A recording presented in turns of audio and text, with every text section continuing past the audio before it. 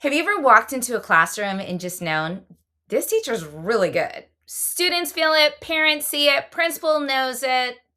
But for decades, education researchers have struggled to answer a simple question. What is it exactly that stronger teachers are doing differently?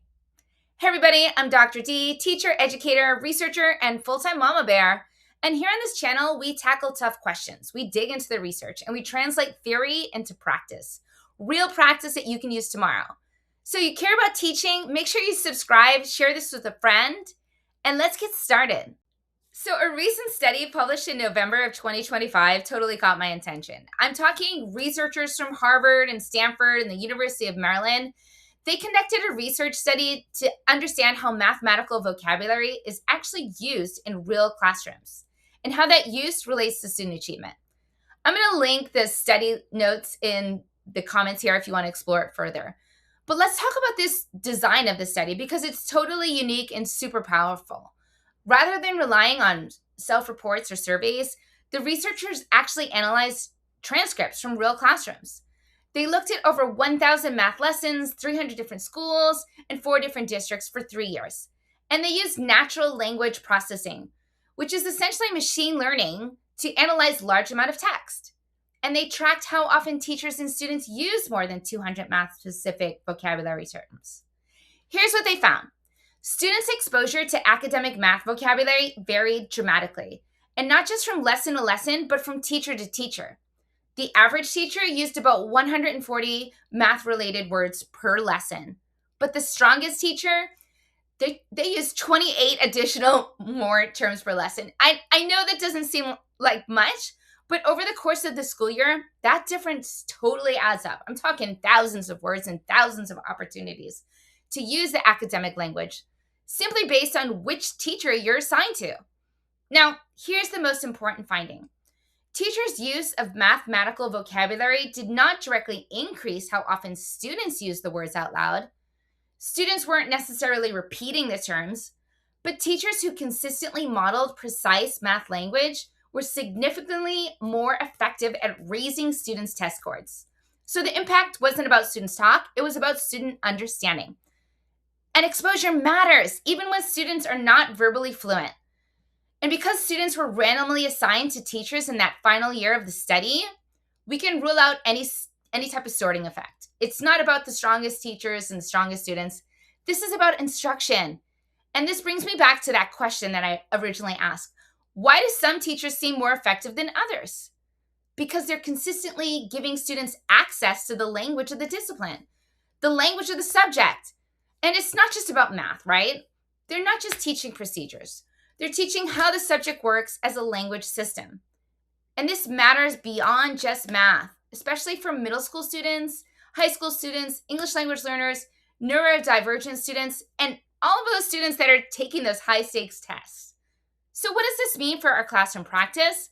The teachers in the study weren't doing anything flashy. They weren't using a specific program or a scripted curriculum. They were simply intentional and consistent in how they use academic language. So that brings us to these 5 instructional practices I'm going to share with you today that you can use in any content area. Just use them. Number 1, name the academic language explicitly.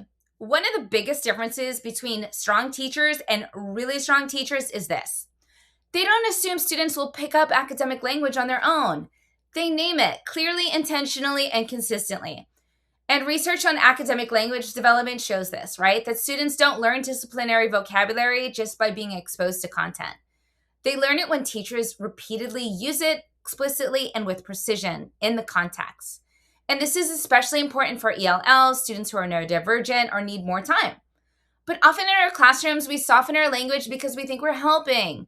We say things like, move it to the other side. What's the answer?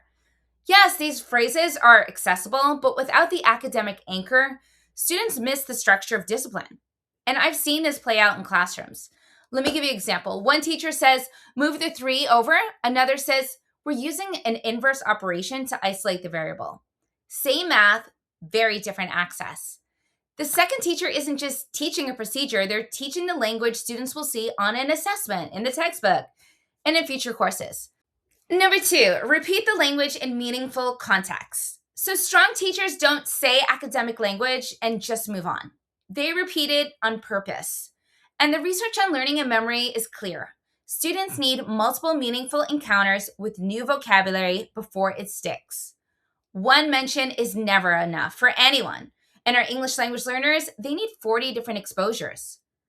And repetition doesn't mean drilling. It means using the same academic language across explanations, examples, questions, and summaries. So instead of switching terms mid-lesson, be consistent. Don't say divide it, then later say split it, then later say break it apart. Say, we're dividing here. This step shows division. How does division help us solve this? Same language, same idea, clearer thinking. And I've watched this in classrooms. It makes a huge difference. When teachers are consistently repeating key terms, students start recognizing the language, even if they're not ready to say it. They understand the questions that are being asked to them because the words sound familiar. And that matters. Comprehension always comes before fluency. So what does this look like? Using the same academic terms throughout the lesson, repeating keywords during modeling and guiding practice, and revisiting the language again and again in the closing, introducing a lesson, and the exit. Repetition reduces that cognitive load because students aren't trying to decode vocabulary every single time. They can focus on thinking. So if you want one simple shift, start here. Pick a few key terms and use them consistently. Because when language is repeated, meaning happens, understanding deepens, and learning sticks. Okay, let's bounce to number 3, connecting informal language to formal language. Strong teachers don't eliminate informal language, they bridge it. And research on concept development shows that students often understand ideas first through everyday language. But understanding is going to stay really fragile unless we explicitly connect those informal phrases to the formal academic language of the discipline. In classroom, this bridge often gets skipped. We say things like undo it, cancel it, flip it. And students may follow along, but they don't learn the language they'll see on assessments, in textbooks, or in future courses. Strong teachers make that connection explicit. They say something like, we're undoing the operation. This is called an inverse operation. Same idea, clearer language, stronger understanding. And this matters because academic language is cumulative. When students don't learn the formal terms early, content's going to feel a lot harder later on. Not because it is harder, but because the language is unfamiliar. And here's the key. Students don't need to use the formal language perfectly right away, but they do need to hear the connection. And practically, this looks like pairing the informal phrase with the academic term, saying both and not choosing one. And again, revisiting the formal language after the concept is understood. So informal language is going to open that door, but formal language lets the students walk through it. And when we consistently build that bridge, we give students access, not just to that lesson in that moment, but to the discipline itself. Okay, numero 4, anchor language to visuals, routines, and representations. Strong teachers don't rely just on academic spoken language, right? They anchor that academic language to something students can see. And the research tells us that this works, right? It's reducing students' cognitive load. And that when language stays abstract, especially for English language learners, they have to work a lot harder just to keep up. So visuals and routines, they're going to reduce that load by giving students a concrete reference point for that new language. And I see this all the time. A teacher might say a word like variable or claim, and some students get it, but others are just trying to picture what that word means. Make the language visible. Post key terms and actually use them. Point to diagrams, models, charts while saying those words out loud. And revisit the same visuals across lessons so that the language becomes familiar. It's not about decorating your classroom, it's about being consistent. And when students see the same language connected to the same representation over time, comprehension increases, even if the students aren't using the words independently. So what does this look like? Posting key academic terms where students can see them, referring back to visuals during instruction, and using the same representations across lessons and units. Visuals anchors are going to give language a home, and they're going to give students a place to land when they get stuck. Number 5, redefine participation. Participation isn't just who's talking. Participation is who has access to the language of the discipline. And students don't need to say everything perfectly to be learning. They need to hear it, process it, and understanding. And here's why that matters so deeply. The classroom in this study served mostly low-income students and many students who have historically had less access to academic language. But when teachers consistently used precise vocabulary, the students who benefited the most were often the students who needed it the most. This should shift how we think about rigor. It's not about making content harder. It's about making the language clearer.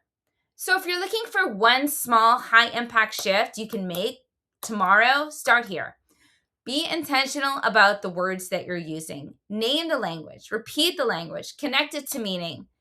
Because when students hear the language of a discipline consistently, they see patterns, they understand questions, and they see themselves as capable. And that's when learning accelerates. So as you plan your next lesson, ask yourself, what are the key academic words students need to hear today? Where will I say them out loud? How will I connect them to meaning? How will I provide access visually? And if this video helped you think differently about instruction, give it a like so more teachers can find it. Drop a comment here and let me know which academic term you're committed to using tomorrow in your classroom. And if you want more research-backed classroom strategies that work, make sure you're subscribed. Because great teaching isn't about simplifying the content. It's about clarifying the language. It's about providing access. See you next time.